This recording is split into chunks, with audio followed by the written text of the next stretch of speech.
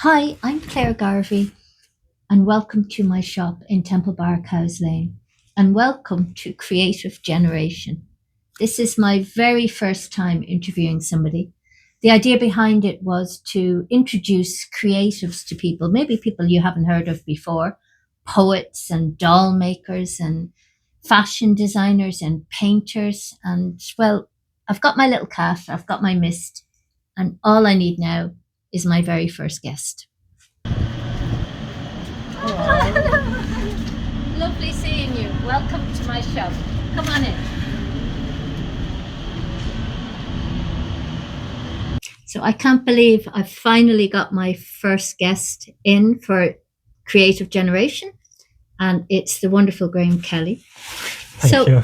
Welcome.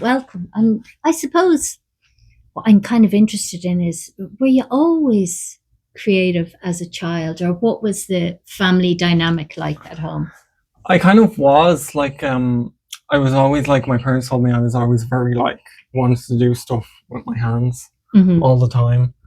And again, when I was saying about having that doll collection and being interested in dolls, That's fascinating. You were telling me you have Barbies from the 1990s, or how did that start? That obviously shows that you were interested in fashion, that you were collecting dolls. Do you remember the first doll that you collected? I wasn't necessarily collection, it was more a gift from my from a relative. Like, we were in the shop and I wanted didn't want the boys' toy, I wanted the doll, and she got it for me, and it kind of grew from there. I have found myself making clothes for them. If you get me, in that sense, I feel that's kind of where it kind of originated. And actually lovely that your family were encouraging you, because a lot of people don't get that encouragement either, which is blooming disgraceful. So they could see from an early age, you were there with the little Barbies. And do you remember the first one you did for one of them? When I think back now, it wasn't very elaborate thing, but I remember just gluing stuff to them, and or torturing them with the glue. Yeah, or just making something else, an outfit that I found more interesting for it, that I kind of liked doing that. Yeah. So from there, then you went on to study. I know I was saying before that when I was in school, I was so shy and backward in school, and I just didn't connect with anybody. And when I went to college, it was like a revelation that suddenly I connected with people and I had a link. Was it the same for you? And where did you study? Yeah, it was kind of the same. I was also very quiet, to the point where people didn't really notice I was even there. Very shy. Yeah, it's tough. Yeah, and I remember I kept going back and forth about I found Collage de Dulig. They had a fashion design course for 2 years, and I went and did that. I was very anxious to start that and go into college, but I kind of went in, did it, and it kind of just everything kind of made sense in a way. Well, Sargent is brilliant because I've taught sometimes in Collage de Dulig as well, so I know the process there, and they've so many recycled fabrics and things that you can use, and she kind of pushes you to the limit. So it kind of solidified the fact that you wanted to do fashion. But then you had a little turn where you went and did textiles, which is similar, but I went to NCAD then after that to kind of go forward and do fashion, but I was kind of torn between, because we did it was they let you try different things, and I tried textiles, and that was kind of intriguing to me, but also fashion was. But I kind of went and picked textiles and kind of went on that journey in a way. But then when I finished and graduated, I kind of found myself going back to sewing and back to fashion design, which I'm actually happy I did, because the difference in working with textiles and sewing is there's a lot more passion. with the sewing. Well, that's it. And I was saying to you before, I find in textiles, like there's a lot of huge, big machines that they use. And when you leave college, you kind of like don't have access to those machines. So I think I did fashion, but I was really bad at sewing. So I was kind of doing textural work. So the tutor couldn't see the stitches and used to drive them up the wall, you know. So, Yeah. but you've decided to do corsets as your main thing. What inspired? I mean, I love corsets. Yeah. So See, I always liked them aesthetically, and I'm like a fan of, like, I was a fan of drag and like looking at that. And have you like, ever done drag? I done it, like I tried to bits and bobs, but it didn't exactly. Did you have a drag work name? out. No, I didn't work that part out Oh. either. But I kind of figured out quickly that it wasn't exactly the thing for me, and then I kind of was like, well, I could make the outfits like. But you see, that's brilliant, especially with RuPaul's Drag Race now. It's gone massive. Like there are so many people, you know, drag artists looking for outfits, and also corsets, unisex corsets as well. Like so many people want them now, and there's a real niche market for that now. So I think you're definitely going in the right direction with that as well. Have you got any, like, how does your creative process start? Do you draw or? I do. I start with a drawing just to kind of like figure stuff out, like how like with the pink corset. I had a pattern for the leotard corset, and I kind of just sketched little ideas just to kind of see where I could go with it, and like what kind of. I find I'm very like the kind of mood I was in making that. I wanted to do something like very pink, very like. Well, we're gonna have a good close look at your pieces at the end of this and really talk through them, and because I've seen them already and they're just beautiful. Like they've got such expression to them. What is your favorite piece you think you've made so far? It's kind of tied between the leopard print, because that one fits me, and like. Was that the first one you made for you? Yeah, that was the first one I made for me, because I found it hard, kind of like, it's weird photographing them on the mannequin. I find sometimes it's hard to like, I still have to get like stuff to kind of help with that, but I find it's not the same. Like I kind of liked when I had it on me and I was able to document it that way. The great thing about wearing it yourself is that you also find out what problems that there are with it. And like the very first corset I made was for my wedding, and I had really, really long corset and a big skirt, and of course I couldn't go to the bathroom in it. And it was a big long day. So these are things you kind of work out as you go along. So actually wearing it yourself and putting them on people is the best way of finding out something. Is there any that have been absolute that you've gone, oh my God, this is a nightmare? Or yeah, so the first one I did, you just straight away said there. Yeah, it was that one. It was a learning experience. I did like an overbust just in a calico fabric, just to. And where did you have the pattern for that, or how did you first start? I just kind of like sourced one online. Like it's kind of easy to get like a pattern, because I tried to do the actual pattern myself, but pattern drafting it's not my strong suit. In a sense. Do you know, the thing is, every designer has things that they're good at. I always say it's like a table. There's like 4 legs, and you find the bit that you're best at and enhance that, and other people on your team can help you with the other bits as well. So knowing how to do it is very important, but you cannot be a one man or woman or one gender band, whatever. You know, you have to get other people. But so you had this, you ordered it online. Yeah, and it's as easy as it just kind of prints off and you put it together like a jigsaw pattern. Oh, I hate jigsaws. I hate them. And then you kind of cut it out to what the size you kind of want to cut it out to, and then from there. So far that was going well. Yeah. So what? So when I had it constructed and everything, it was the end bit, when like you either close it off with like a bias tape or. I found that very, very like, that was the part I found most difficult. And then I tried to hand sew it on, which when I thought about it, I was like, maybe not. And then when I tried to remove the bias tape with the seam ripper, it tore the calico up the side, my God. and the whole thing tore in half. And I was like, I've found like sometimes when things like that happen, the worst mistakes can be the best thing ever. Like, it's bizarre sometimes then if you rip the whole thing or make it into something edgy. I've like, usually when something goes well, I almost feel I haven't pushed myself enough.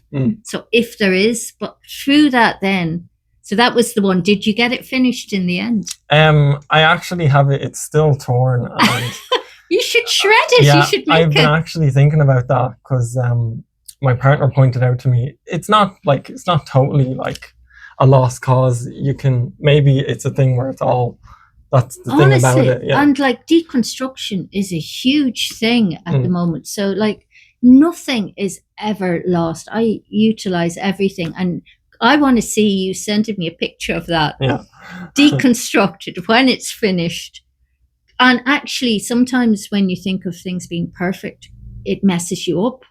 Like, it's just better to make a mess sometimes. And so that piece will end up being one of your favorite pieces in the end. And your partner has been very supportive of you. Yeah, he has. He actually encouraged me, because when I finished college, like in textiles, I found myself in a bit of a rut. Like, I didn't know where to kind of go, because like you were saying, with like, you don't really have access to that equipment. It's and so stuff. hard, yeah. And like finding a job creatively, it's like, it's very discouraging. And I kind of just figured I could kind of take it into my own hands kind of sense and go back and look into sewing, and he encouraged it a lot. Like, yeah, you need somebody like that, you know. So say, imagine in the future, think you've got your deconstructed corset collection now. What would be your dream customer? Hopefully it's not the same as mine, but we can timeshare it then if it is. Actually, I think it would be straight away. Go on. Drag queens would be a good one, because I find that's where a lot of my aesthetics kind of fall, because like I'm into that kind of like that femme fatale kind of very high glamour aesthetic. So like, anyone in particular that you have your eye on, so we can put this out there in the ethos? I don't really like. It's a drag queen from the US, actually. Yeah. Go on. Like Violet Chachki, like she's big on corsets and stuff, but they're very elaborate corsets. Like, she has no waist in them. It's crazy. Like, yeah, it's like push yourself. Yeah. And so you would like, do you see yourself expanding the range, or do you see yourself specifically doing corsets? I've thought about that a lot, and I like doing corsets, but I'm always kind of open to like learning stuff. Like, I feel myself, I would like to look into men's wear as well, because especially for me, wearing stuff, like I find like going to charity shops and finding stuff in there and altering them and changing them so I can wear them, I feel is also a good kind of way as well. That's it. Even corsetry and jackets for men as well, or unisex. I mean, I found when I started doing my men's jackets that women were buying them because they were oversized, and I don't really believe there's any such thing now as male or female. It's sort of gender fluid. And if you have lace-ups, I mean, the big thing about yours is the lace-ups and the beautiful, that detail could be put into jackets as well, or into trousers, or into, although I hate trouser patterns, are my absolute nemesis. The very first pair of trousers I made, I remember I sewed it up like a skirt, and it was just like, I couldn't understand.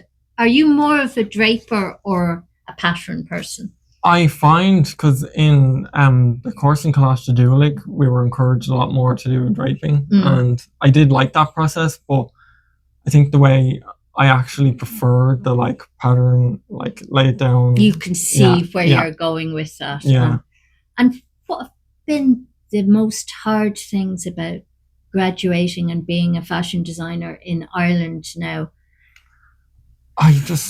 I find it can be very depressing. Yeah, see, that's like when I was talking about finishing college, and you spend like, I spent like 5 years doing that, and just kind of leaving, and you're kind of like, what now, in a sense, and like it's very hard to get like opportunities and looking for stuff. And I remember when I finished college, exactly the same. People were saying, "What are you doing now?" And I applied for a master's in Russia, and it was great to be able to say that. But then I came back again, and it was like, but I got a grant from the Fingal Enterprise Board for mentorship, so it might be something interesting for you to look at, where they kind of do a business plan with you, because my business idea was just like, yay, make stuff. yeah, But then they gave me money for machinery and to employ somebody. So what it actually does is kind of get your mind focused on that as well. So it might be interesting to see what grants there are for mentorship, and you can still be creating in that time, but it literally helps you, because there should be, like in college, there should be, part of it should be how to get a job, or how to. Yeah, I found that was what was missing a lot, like in those It's missing courses. in all of the courses, and like you're just throwing out there like cattle, off you go, bye. Yeah. And there's very few designers that can even pay people enough here to justify you working for them, or with them. I mean, when I left college, I didn't work for anybody, because for me, I knew if I worked for people and I got used to that money, it would almost be impossible for me to go back and start on my own. And a lot of people don't, because it's so scary. And I just kind of went for it, but it took years. So if you're determined, and I can see you're determined, it takes time. The one thing I'd say to you is definitely wear your own stuff, because the very first front cover of a magazine I got was for Social and Personal, when I was wearing one of my own pieces, and the stylist stopped me.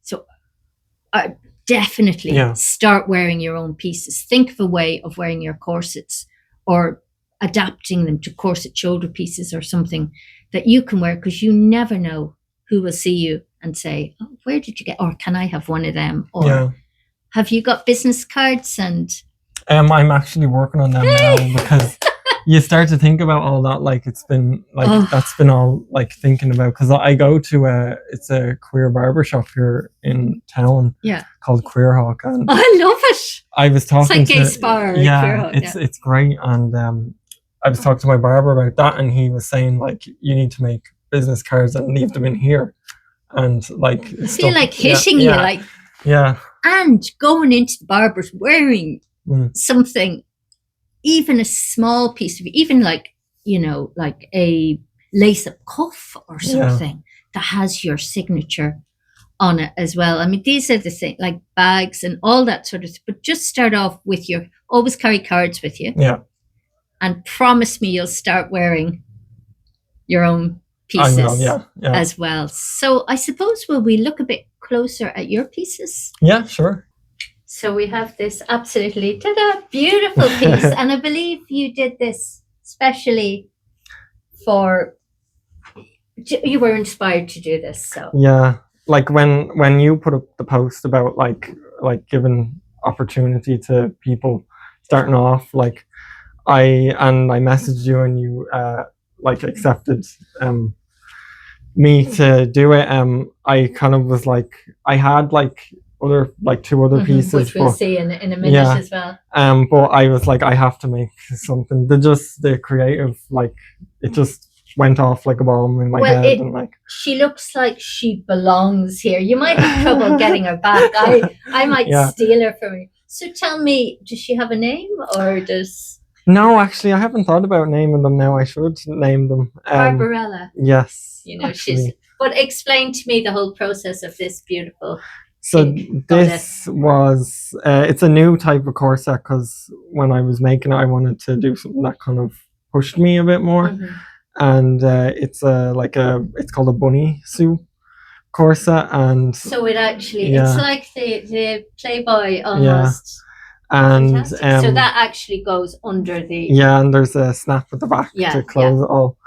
And I wanted to like do like the busk on the front is something I hadn't done, because I found like other pieces I was putting grommets in the front and they weren't holding very well. So you definitely don't want that with a performer. No. You know? So the busk was new to me doing that, and the like involving the feathers and rhinestoning as well is something that I wanted to, like, I was eager to do as well. So, and also it links up with your whole idea of, you know, drag as well, because this could be worn by any performer, like a Christina Aguilera kind of, or a drag queen, or any vibe of anybody. Lyra, I could see. So Lyra's listening to this, you should get in contact with Graham as well. So what was the most challenging part of this? Was it the actually, I thought it was going to be the busk, but it wasn't the busk. It was again the end, like the doing the bias tape and everything. But I found like techniques and stuff, like researching that more, and that actually went a lot better this time. I think it was more so because there's a lot more pieces in this, and getting the shape right, I found, was a lot harder. But as I was going on making corsets, I'm finding it a lot easier, because I'm how I like visualize, like when I'm doing stuff. And but that's the more, as you were saying about the mistakes you make, the more you learn, and the quicker you get, and the more confident you get with pieces. Like, to me, this is a really confident piece, and you can see, like, from looking at your page on Instagram, I can actually already see the evolving, that you're becoming yourself, and that makes me so happy as well to see this, because it's such a, you've pushed yourself to the limit with this. And even this one here as well is absolutely beautiful. And like, I would wear that with big skirts, but somebody else like Tulu McKay, who's a singer, I could see her with this, with little shorts on at Electric Picnic. So this one, inspiration-wise, look at all the rhinestones. Yeah, I started off rhinestoning the back, and then learned very quickly it takes a long time to do it. So I kind of had to. I feel your pain, because it's like, but why these fabrics? Like, I even love the contrast of the blue in the inside. Yeah, this one was more of a, because I had done one in calico, and then I kind of started venturing out into like the fabrics, and I kind of went to the fabric shop and just liked that fabric, and then kind of was thinking of something very tailored kind of a vibe, and then it kind of ended up, I find that happens as well sometimes, it goes a completely different direction. That is the best way to do things. If you are there are some designers who just draw something and send it off to a factory to be made. The whole process of creating it yourself and finding it goes in a new direction is the most exciting. Like, I could see that with a suit as well.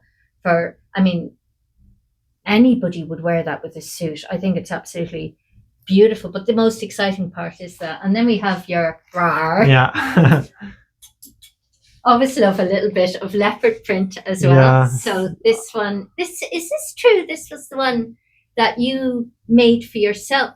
You were the model for it to try. Yeah, so with that one, I wanted to make it so it fit me, so I could document it better, because it was on me, and then also kind of figuring out any issues with it if it was on me.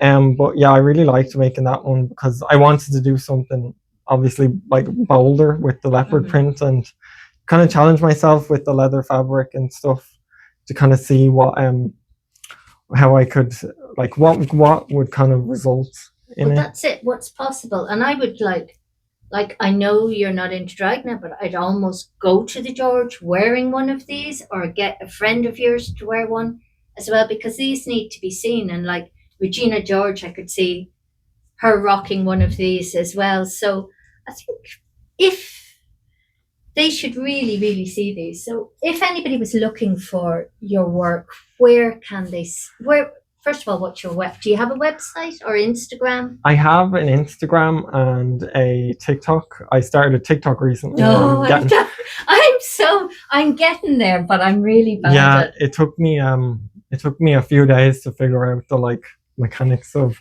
that, like filming and stuff. But I'm getting better at it. But So your TikTok would be for it's called Cinched Designs. cinched designs, yeah, as in the waist. yeah, I was kind of thinking of a name for like if like designing and stuff, and like when the waist is being cinched, I kind of felt that was like kind of a nice name to have. Fantastic. Yeah. And Instagram? My Instagram is Graham K2 on Graham Instagram. K2. Yeah. And if somebody was to contact you, first of all, do you do commissions? Yes, I do. I'm open to commissions. And my email and stuff and my Instagram it's all kind of linked together. Like where if you go on my Instagram, you'll find my email where you can email me and make commissions. And also the wonderful thing is that you do unisex, so you can do the corset to fit a guy or a girl as well. So you welcome would you sell these pieces, or would you rent these pieces that we've seen today? I'd be open to selling or like renting them out as well. Like again, I'm navigating that a bit. Like well, I think if anybody wanted to rent one of these for a video shoot or something, I could so see that happening as well. And again, they can contact you through your Instagram, or if somebody loved this and they wanted to commission it in their own shape and size. So look, it's been an absolute pleasure having you here, and I really enjoyed it. And you might not get your pieces back now, you know. But look, thank you so much, and please check out Graham Kelly. He's absolutely so inspiring. Thank you very much.